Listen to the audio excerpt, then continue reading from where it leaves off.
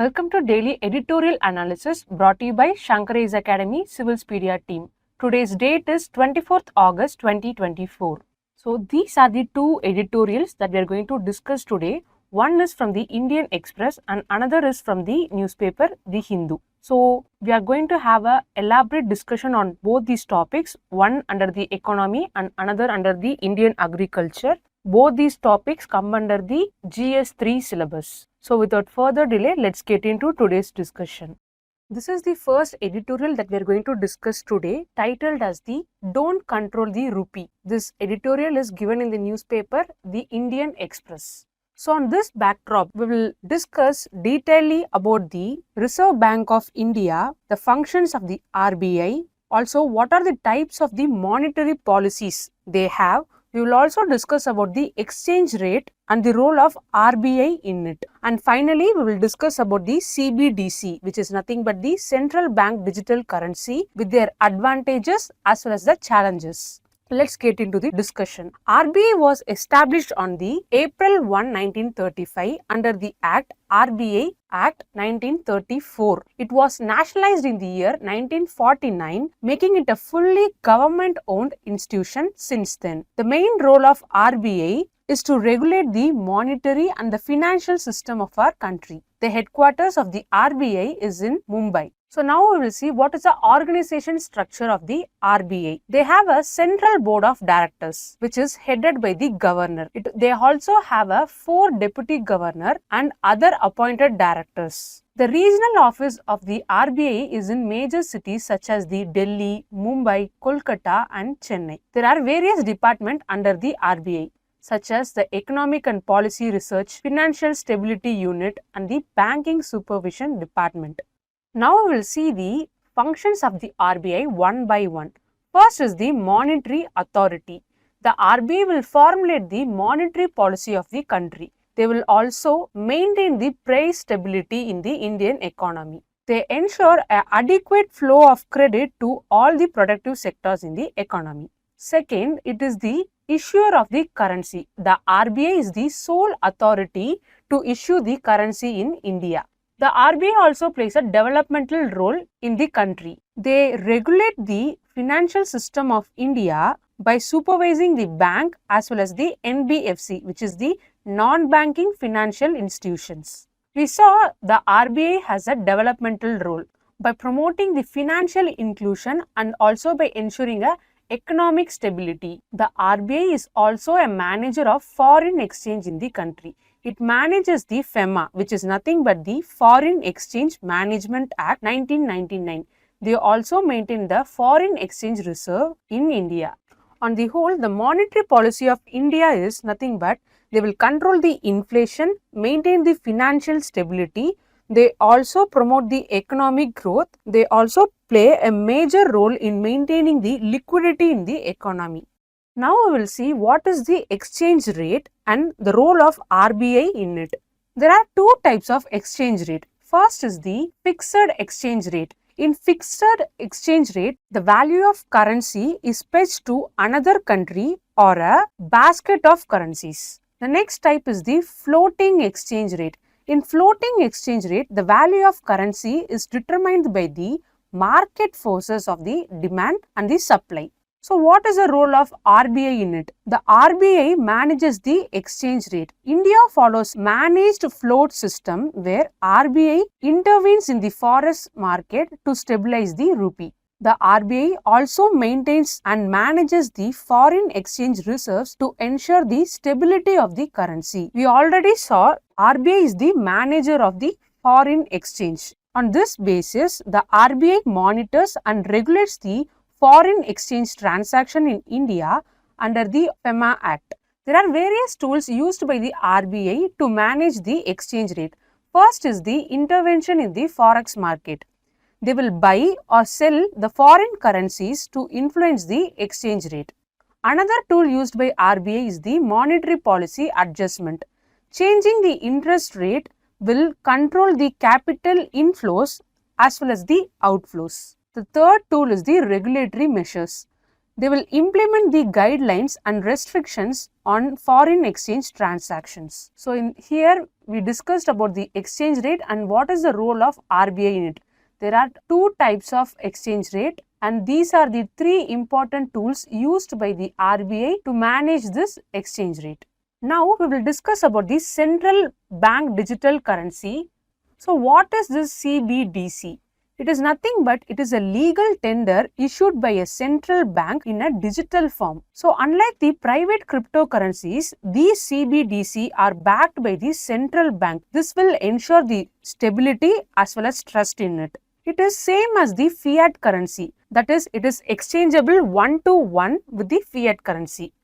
Fiat currency is nothing but it is a national currency that is not pledged to the price of commodity such as the gold or silver. Talking about the digital fiat currency, which is the CBDC, this can be transacted using the wallets backed by a blockchain. Now we will see what are the objectives of the CBDC. The main objective of the CBDC is to mitigate the risk of physical currency. It will reduce the risk and reduce the cost in handling the physical currency. It will also reduce the reliance on the cryptocurrency as well. It helps in the financial inclusion. So what are the major advantages of this CBDC? First is the enhanced security. The CBDC utilize advanced digital security measures which will reduce the risk like counterfeiting and theft compared to the physical cash. Next is the improved efficiency. The transactions with the help of CBDC are very instant and cost effective. This will help the payment make faster and more efficient. The third advantage is the financial inclusion. The CBDC will provide a secure digital payment option to the unbanked and underbanked population, which will increase the financial inclusion. The fourth is the formalization of economy. By integrating more financial activities into the formal sector, the CBDC can improve the tax compliance and regulatory oversight. There is an enhanced anonymity in this. There is a potential for implementing transaction deletion features to provide a level of anonymity similar to the cash. There is also a provision for offline functionality. The CBDC, similar to the e-rupee, could be transferred offline, overcoming connectivity issues in the remote areas. Next advantage is the programmability. The CBDC can facilitate targeted disbursement of the government benefits or promote specific financial behaviors. This will further help in the financial inclusion. It also helps in conducting the cross-border transaction. The CBDC can revolutionize cross-border payment, making them faster, cheaper and more secure. There is also a cultural shift towards the digital currency. By reducing the cost associated with the physical currency, the CBDC can gradually encourage a shift towards a virtual currency. And lastly, the CBDC offer a central banks a greater control over the money supply and interest rate. This will potentially enable more effective monetary policy interventions. So these are the advantages when talking about the CBDC. Now we will also discuss what are the challenges of this. First is the cyber security concern. Robust security is essential to protect the CBDC system from cyber threats and attacks. Next is the privacy issues. Balancing the need for privacy with counter-terrorism financing measures is a significant challenge in this regard. The traceability of the digital transaction can affect the user's privacy. Next is the UPI preference. There is a widespread preference for UPI among the retail users in the present day. This will pose a major challenge to the CBDC adoption. To avoid disrupting the banking sector, CBDC are a non-interest bearing. However, including non-banks in the CBDC can expand its reach. The next challenge is the competition with the private banks. CBDC may compete with the private banks for deposits, potentially impacting the bank's ability to lend and the invest. We will see what is the impact on the monetary policy of the CBDC. The effect of CBDC on the traditional monetary policy tools like the interest rate is still uncertain.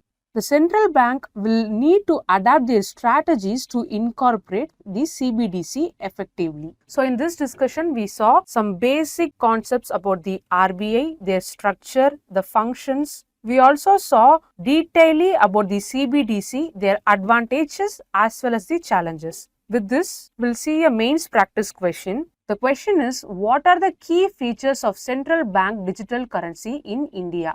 How does it differ from the traditional currency system? Also, discuss the potential impact of the CBDC on the Indian economy and its role in promoting the financial inclusion. So, this is the editorial that we are going to discuss today. It is titled as the Road to 2047 for the Indian agriculture. So, this editorial provides a detailed analysis of the future path of the Indian agriculture as the country approaches to the 100 years of independence in the year 2047. So, this editorial highlights the urgent need for the transformation in the agriculture sector to ensure a sustainable growth along with an increased productivity. This will help us to align with the broader goal of India becoming a developed nation. So, on this slide, we will see what are the initiatives taken by the government of India to promote a sustainable agriculture.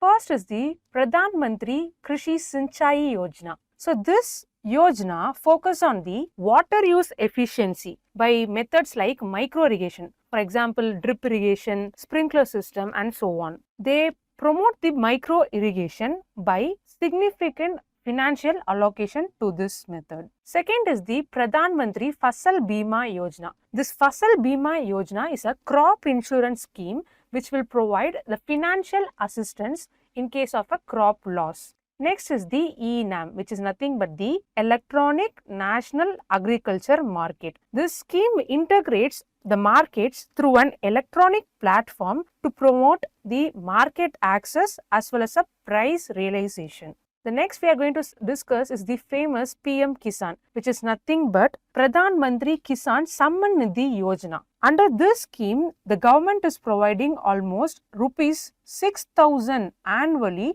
to the farmers in 3 installments for the financial support. The government has also introduced a soil health card scheme. Under this scheme, soil health cards are distributed to the farmers. This aims to optimize the soil nutrient use and enhance the productivity. We also know 2023 was also declared as the International Year of Millets to promote the millet nationally as well as internationally. A fund called Agriculture Infrastructure Fund has been created. This fund is used to develop as well as modernize the post-harvest management infrastructure. As we know, there has been a large amount of post-harvest losses in our country.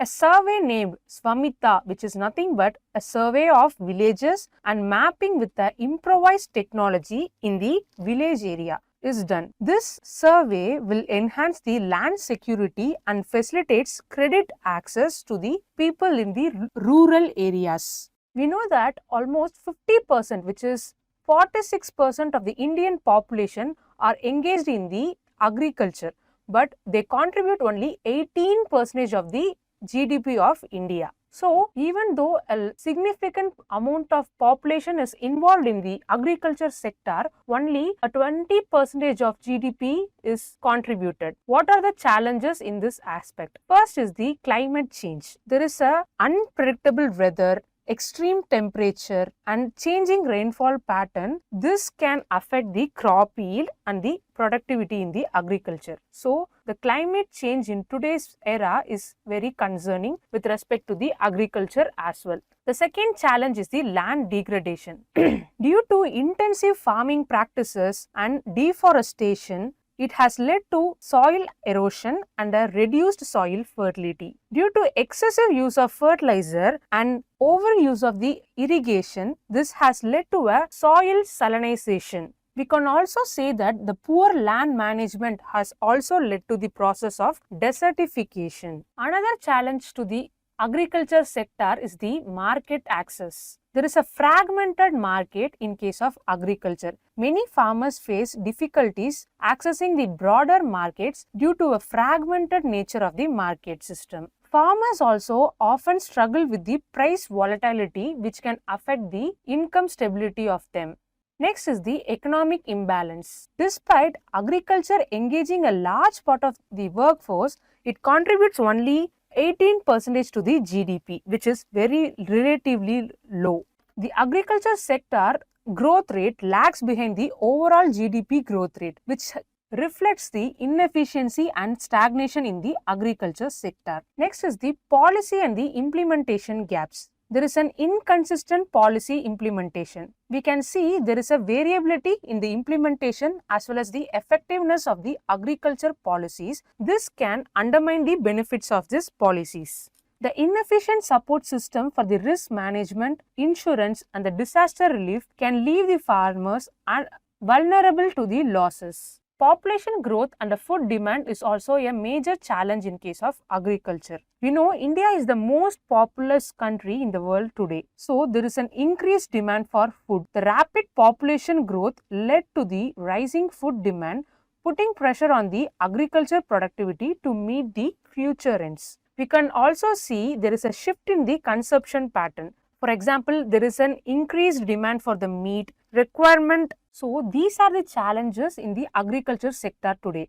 First concern is the climate change, which leads to the land degradation. There is also an issue in the market access as it is very fragmented in nature. We also saw there is a disproportionate GDP contribution. Even though there is a large workforce participation, only there is a mere contribution in the GDP. We also saw the policy and implementation gaps along with the population growth which has led to the food demand. Having this in mind, we will see what are the way forward to deal with this situation. First is the sustainable practices. We can implement and scale up the sustainable agriculture methods. Technology innovations can also be introduced in this sector to increase the efficiency and the productivity. We also have to increase our investment in the case of research and infrastructure. By strengthening the agriculture research and infrastructure, we can support the growth of this sector. We can also ensure effective policy measures to address the challenges and meet the future demands. Talking about the role of technology in agriculture, we can use the method of precision farming. So in the process of precision farming, enhanced productivity is ensured by the targeted apply of the fertilizer, irrigation to the required place in the crop. We can also use genetically modified crop to increase the crop yield and enhance the resistance against the diseases. We can also employ advanced irrigation techniques such as the drip irrigation, the sprinkler system to improve the water use efficiency, especially in the case of arid regions of India. So here is a mains practice question based on the discussion. What are the main constraints in transport and marketing of agriculture produce in India? It's a 15-mark question. You have to write 250 words for this question. If you are interested, do write the answers in comment and post it. We have come to end of today's video. If you found the video informative, do hit like, comment and share. Thank you. Have a nice day.